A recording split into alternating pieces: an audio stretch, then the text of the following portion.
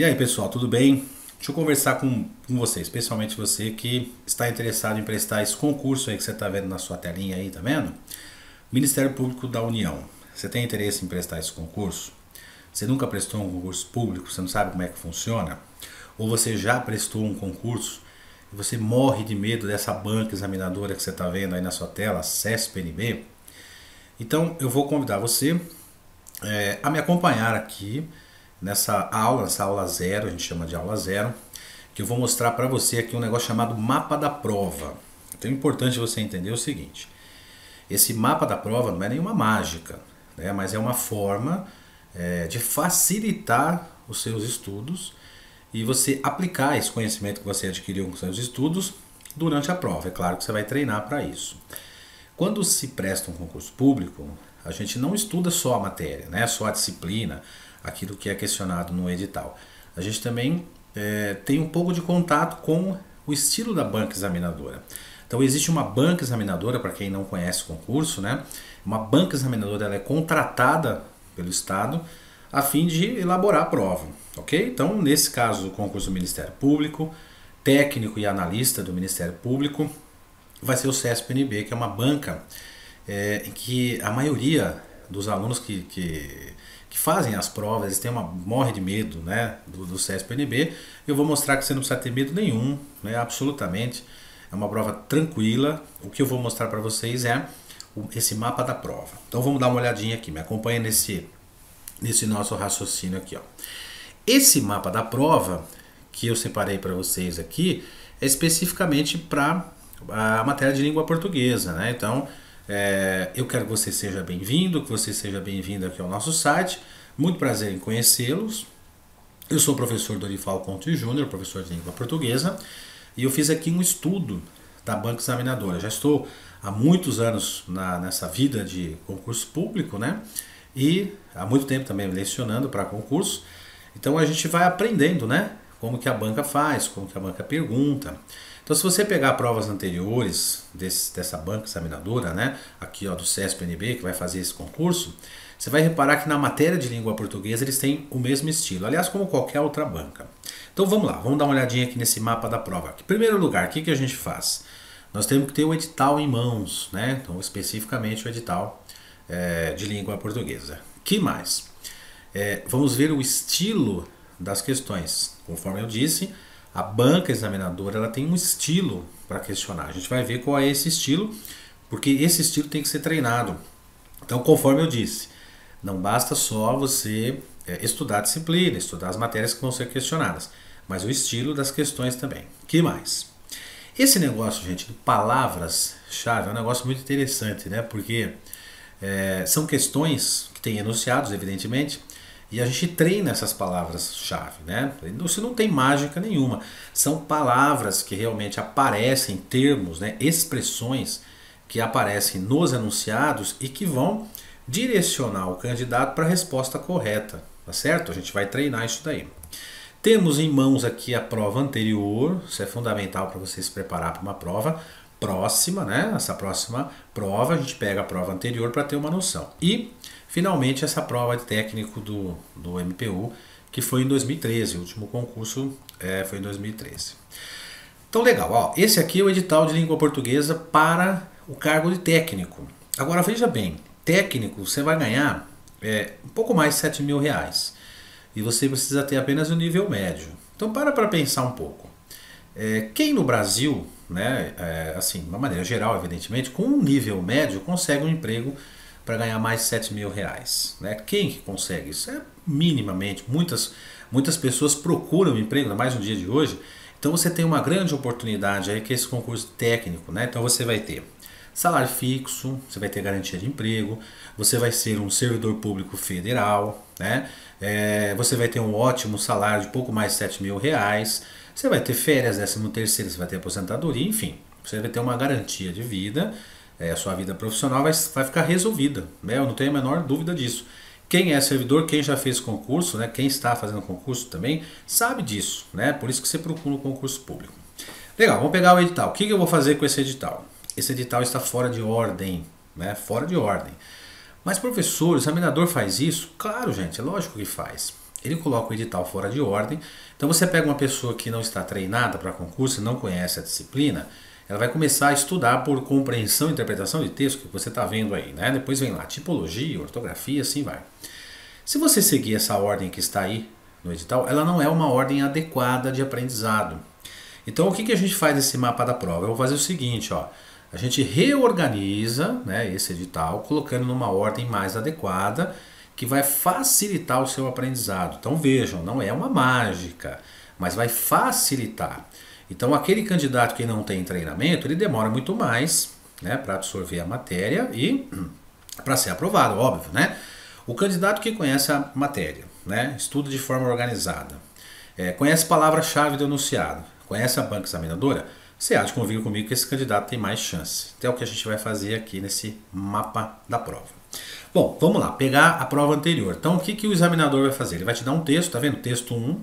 Olha do seu canto esquerdo aí da tela, tem a numeração. Essa numeração é o número de linhas do texto, né? 1, 2, 3, 4, 5 e assim vai. É o número de linhas. Por que o CESP faz isso?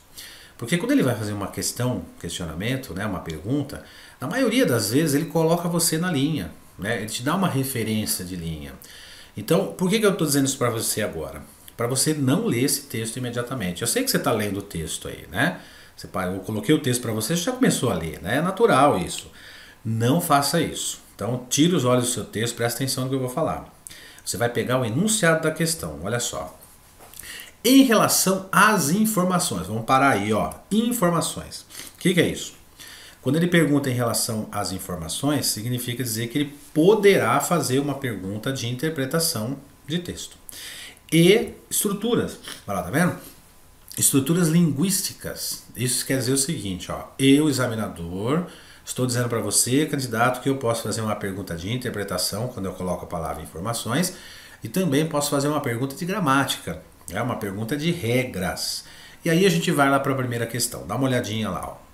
Prejudica-se a correção gramatical. Veja só, todas as vezes que aparecer essa expressão prejudica-se a correção gramatical, ele está dizendo assim, candidato, eu estou dando um texto para você legal, perfeito, bonitinho, e pode ser que aconteça um erro se você, olha lá, substituir, tá vendo? Olha a palavra-chave aí, ó. Então, ó, prejudica-se a correção gramatical do texto ao se substituir, quer dizer, tirar esse tal e identificaram-se lá na referência 23, que é a linha 23, por foram identificados. Então vejam, aqui eu não vou mostrar a matéria para você, tá bom? Aqui eu não vou corrigir a questão e dar a regra para vocês, esse não é o objetivo da aula 0. A aula 0, o objetivo é mostrar a palavra-chave, depois você vai ver que nas outras provas é a mesma coisa que acontece. Olha só a segunda questão, mesma coisa lá. Prejudica-se a correção gramatical ao substituir a expressão 10 anos atrás, lá na linha 3, lá, referência 3, por há 10 anos. Depois você vai ver na matéria que isso é possível acontecer, mas deixa para depois.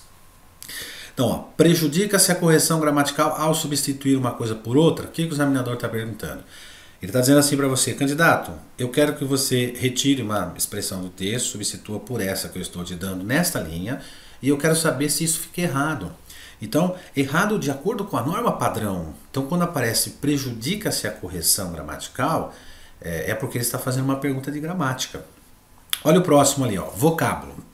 Ok? Ó. Bom, vocábulo, o que é isso? É uma expressão, é um sinônimo de palavra, é um sinônimo de termo. Então, o CESP-NB pode usar a palavra vocábulo, pode usar a palavra termo, pode usar a palavra palavra, né? Para dizer o seguinte, olha, essa palavra, candidato, esse vocábulo epíteto, aí na linha 4 do texto, né? Ela pode ser substituída, ou melhor, ela introduz uma expressão que qualifica, né? Ó, qualifica. O que é qualificar? Qualificar é dar uma característica. Ele está falando para você que isso é um adjetivo. Então ele quer saber se fica correta, se está correta essa expressão, se ela introduz realmente uma expressão que qualifica e explica a função desse tal CNJ aí, ok? Bom, é uma palavra-chave. Dá uma olhadinha nessa próxima aí, ó. Retoma por coesão. Olha para o texto. Olha aí, ó, retoma por coesão. O que significa retomar por coesão? Bom, retomar significa ir para trás, ok? Coesão significa ligar, né? Então quando ele menciona aí, ó, pode ver o seguinte, ó, presta atenção no enunciado. Olha para o enunciado agora, ó.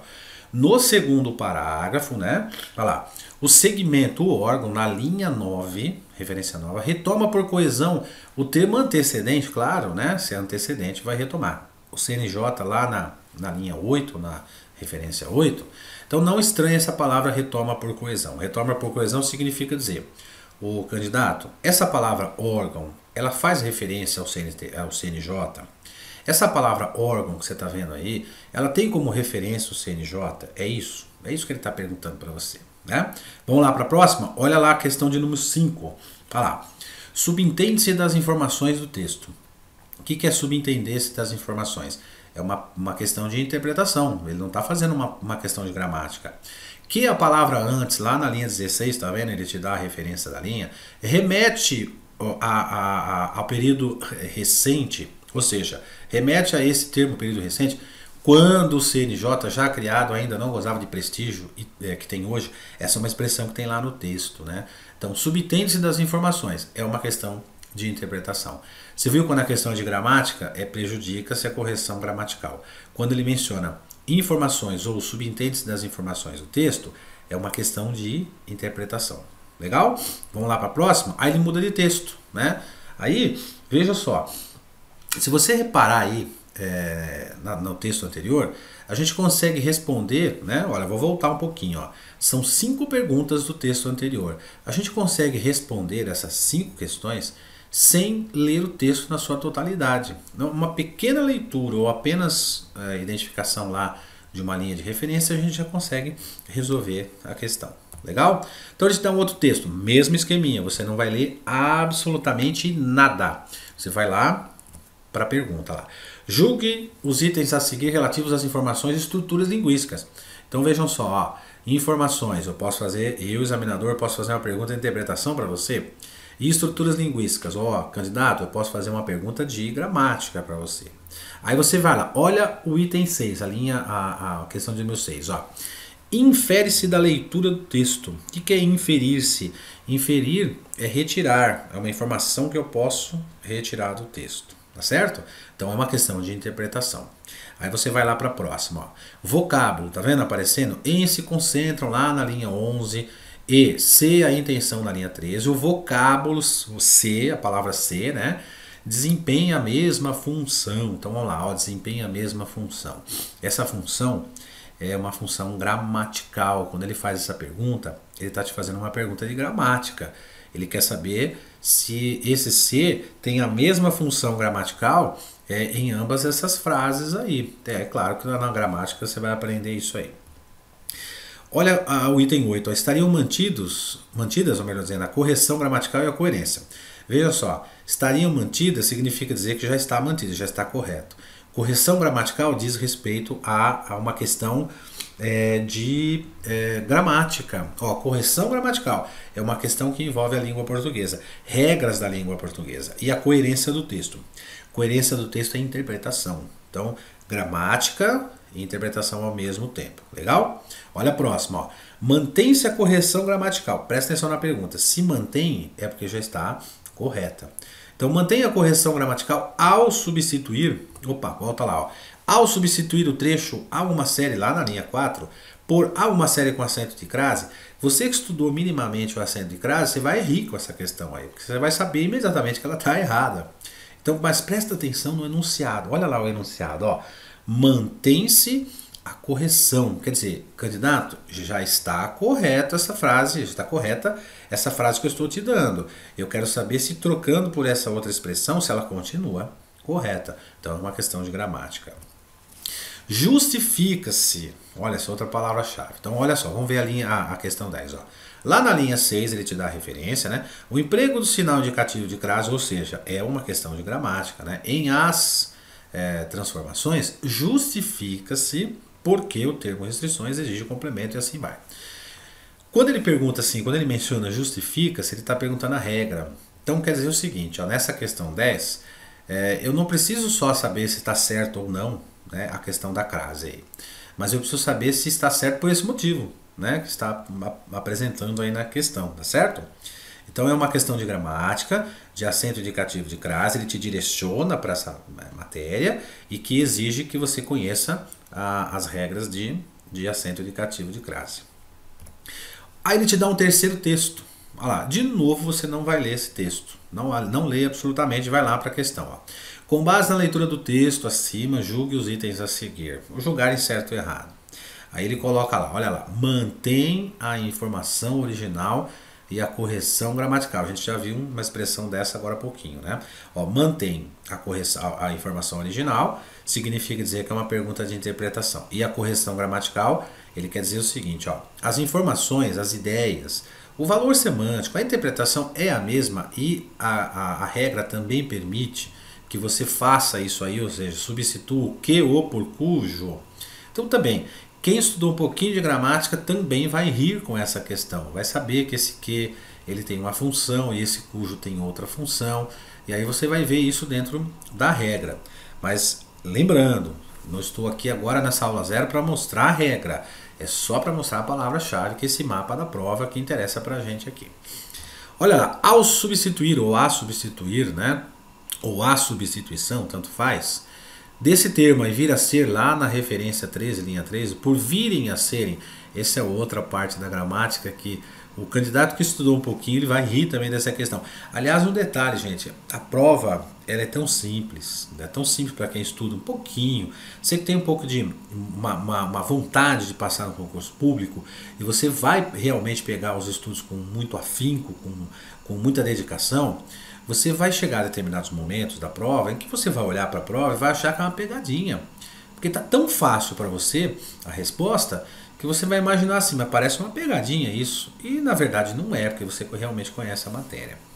Vamos lá, vamos para frente lá. Ó. Prejudicaria a correção gramatical. Então a substituição de uma coisa por outra prejudicaria a correção gramatical. Ou seja, ele está dizendo assim, candidato, o negócio está certo, o que eu escrevi aí na linha 13 do texto está correto, eu quero saber se substituir por isso aí que eu te dei, se vai prejudicar a correção, se a gramática vai proibir. Legal? Ó, tudo palavrinha-chave. Olha a outra palavrinha aí, outra expressão. Ó. Corretamente substituído. Então no trecho justifica o que define lá na linha 18. O pronome o, né? Você vai dizer, pô, mas o é pronome, professor? Eu aprendi que o era artigo.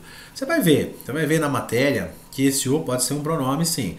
Mas conforme eu disse, não é o objetivo agora. Agora é só mostrar a palavra-chave, né? Então, esse pronome o poderia... Você reparou que ele conta para você que a palavra é um pronome, tá vendo? Ele não quer que você descubra, ele já te conta. Ele quer saber se no trecho, esse trecho que está destacado na linha 18, o pronome o poderia ser corretamente, olha lá, corretamente substituído por aquilo. E essa é uma outra questão também que quem estudou um pouquinho também vai rir dessa questão e vai imaginar assim, deve ser uma pegadinha, porque está muito fácil, não é possível que um concurso do Ministério Público, para você ganhar mais de 7 mil reais, nível médio, eles vão me perguntar isso? Não, é possível sim, é possível, a questão é simples. Você estudou um pouquinho, você vai bem, eu não tenho a menor dúvida disso. Vamos lá para a próxima? Função sintática, olha só, né? Na linha 1, a expressão o êxito exerce função sintática de complemento direto da forma verbal dependerá. Quem estuda a parte de regência, quem já teve aula comigo já sabe que eu já entro na sala e já digo para o candidato assim, ó, candidato é o seguinte, a parte de regência é fundamental. Você vai para casa depois, você vai estudar regência nominal, regência verbal, você vai se familiarizar com esses termos e aí você vai arrebentar nessa parte de função sintática. Quando ele está perguntando função sintática, a gente vai lembrar da parte de sintaxe da oração e do período. E dentro dessa sintaxe da oração e do período, nós temos funções sintáticas de determinados elementos. Então, sujeito, predicado, objeto direto, objeto indireto, complemento nominal e assim vai. Né? Mas ele te dá a dica, ó. Função sintática de complemento direto da forma verbal dependerá. Ele está perguntando se esse o êxito ele é objeto direto do verbo depender, né? É isso que ele está perguntando aí, lá no texto você vai encontrar isso e com um pouco de estudo você identifica isso também. Vamos lá para a próxima, seria mantida a correção gramatical do texto. Quer dizer, olha, o candidato, eu estou te dando um trecho, né, que é esse caso da forma verbal manter aí, essa forma aí ela está correta e eu quero saber, lá na linha 5, olha o examinador falando para você, ó, se essa forma verbal fosse flexionada por manterem, se seria mantida a correção gramatical. Ou seja, será que a gramática permite a gente fazer isso? Olha outro verbo aí, que em todas as aulas que a gente comenta sobre conjugação verbal, esse verbo entra na aula. Ele vai entrar na parada com toda certeza. Porque ele é um verbo derivado do verbo ter, ele tem a mesma conjugação. Então quem estudou um pouquinho, repito, um pouquinho só aí, meia hora de estudo nessa matéria de conjugação verbal, você treinando, né? Quando eu digo estudar, não é estudar para você aprender a matéria, é estudar para você aprender a passar no concurso, para você acertar a questão. Esse é o seu objetivo, né? Depois você vai aprender português, matemática, raciocínio, direitos, para depois. Primeiro você precisa ser aprovado, tomar posse. Então quem estudou um pouquinho, treinou um pouquinho, sabe que o manterem não existe, é mantiverem, né? Então é uma questão que demora bem pouco tempo para você resolver. Vamos lá para frente, ó. Aí é o seguinte, ó, nessa prova o examinador colocou 20 questões, né, de língua portuguesa. Só que as últimas 5 questões, 16, 17, 18, 19 e 20, elas são de comunicação oficial. Professor, o que é comunicação oficial? É uma redação oficial, né? Nossa, então quer dizer que eu vou ter que redigir um texto? Não, não é nada disso. Isso é uma redação discursiva, uma redação dissertativa, que é aquela que eles te dão um tema e você escreve sobre esse tema a sua opinião. Nesse caso que você está vendo na sua tela aí, redação oficial, é uma regra, é um manual de redação oficial da Presidência da República, que é um manual realmente, né, um decreto-lei. Ele é produzido, ou foi produzido, com a intenção de uniformizar a comunicação entre os órgãos públicos, né? Então a gente tem órgãos públicos da União, do Distrito Federal, que são as esferas, né? Dos estados, os 26 estados, né? E mais o distrito, e dos municípios. Então a gente tem serviço público federal, que é o caso do Ministério Público da União, tem o serviço público distrital, tem o serviço público estadual, que são os órgãos públicos dos estados, os 26 estados, e os órgãos públicos dos municípios, né? Então, esses são órgãos públicos. A redação oficial, ela existe, né? Quer dizer, o Manual de Redação Oficial da Presidência da República, ele existe para uniformizar a comunicação, quando o Estado, ou seja, quando um órgão público representa o Estado, vai se comunicar com outro órgão público, quer seja da mesma esfera ou não, ou quer seja da mesma administração ou não, ele vai utilizar tecnicamente esse manual de redação. Então aí a gente tem também palavras-chave. Esse manual de redação a gente decora alguns termos, né? Olha lá, ministros dos tribunais superiores. Existe uma parte desse manual de redação da presidência que aparece os ministros dos tribunais superiores e aparece isso aí que você está vendo, ó, o vocativo senhor ministro. Ele está perguntando o seguinte, ô candidato, os ministros dos tribunais superiores, a gente emprega o vocativo senhor ministro para eles? Então o que vai acontecer? Quando você estudar o manual de redação, você vai ver se isso é possível ou não, né? Isso é uma outra parte, isso é a parte da matéria que a gente vai ver depois. Mas é uma palavra-chave. Então quando aparece lá ministro de tribunais superiores e vocativo senhor ministro, você que estudou imediatamente vai associar uma coisa com a outra e você vai, né, uma coisa com a outra, você vai responder essa questão aí. Olha a próxima 17 aí, ó. Olha lá, chefe do Poder Judiciário, aí tem lá, ó, chefe do Poder Legislativo, tá vendo? E são autoridades que também no manual de redação você tem como palavra-chave. Você vai saber quem são os chefes dos poderes públicos, você vai identificar quem são os poderes, né? Os poderes da União, Executivo, Legislativo e Judiciário. Existem os chefes desses poderes, tá tudo no manual de redação. Você vai decorar lá rapidinho, a gente vai fazer um esqueminha, setinho, mapinha mental, você decora isso tranquilamente. E aí quando aparece uma questão como essa, você vai associar, né? Olha só, chefe do Poder Judiciário, é esse cara aqui. E pelo chefe do Poder Legislativo, é esse aqui, né? Devem conter no final espaço reservado à identificação do signatário. Tudo isso você vai aprender nesse manual de redação, tá bom? Olha lá a próxima, ó. Exposição de motivos, essa é outra palavrinha-chave. Isso é um expediente oficial. O que é um expediente oficial? É um documento público, né? Então você tem a ata, você tem lá, você vai aprender isso também. Ato, memorando, aviso, ofício, a mensagem e a exposição de motivos. Ela é ligada a uma palavra-chave. A exposição de motivos consiste na principal forma de comunicação entre os ministros de Estado e o presidente da República.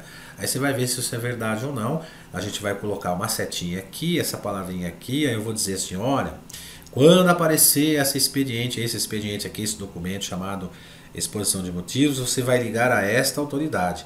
Quer dizer, em 10 minutos você resolve o seu problema nessa matéria, muito tranquila, né? Olha lá, comunicações oficiais. As comunicações oficiais entre os órgãos públicos, isso que eu estou acabando de falar com você aqui, né? Olha lá, cidadão, aparece a palavra cidadão, tá vendo? Então olha só, você tem o Estado, né? O Estado é representado pelos órgãos públicos, não é isso? Que prestam serviços públicos.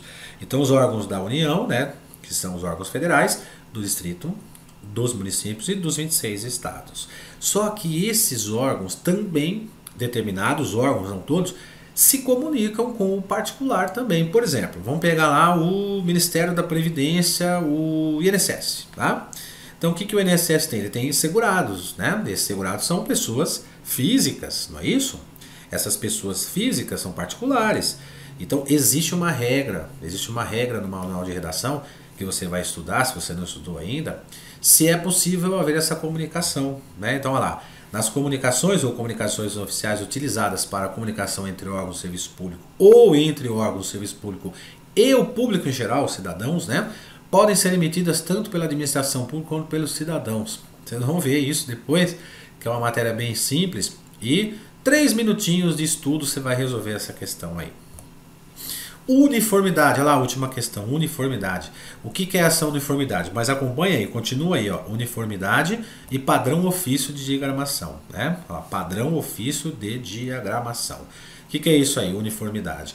O serviço público federal, ó, federal, estadual, distrital, municipal, enfim. A redação oficial do presidente da República, né?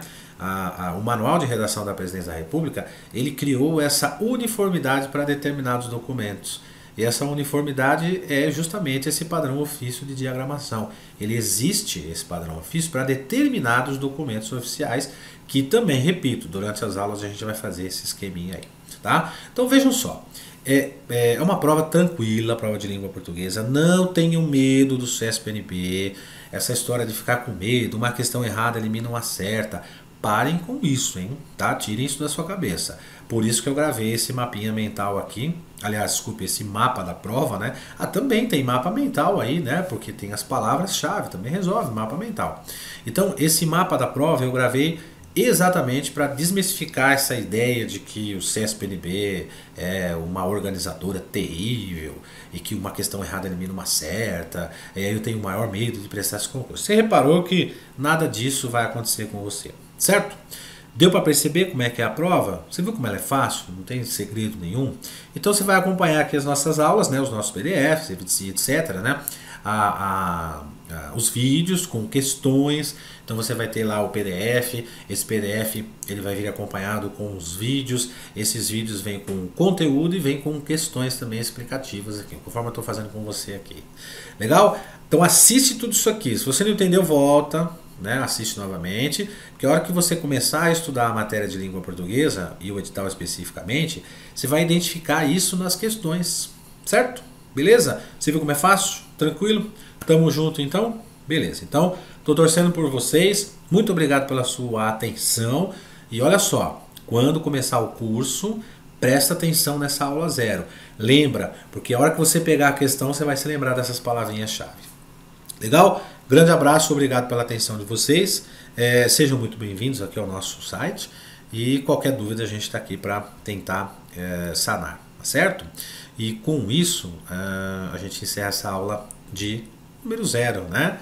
E depois começa lá as aulas 1, 2, 3 e assim por diante com as questões. Aí você vai treinar e vai ser aprovado nesse concurso aí. Depois você vai contar pra gente.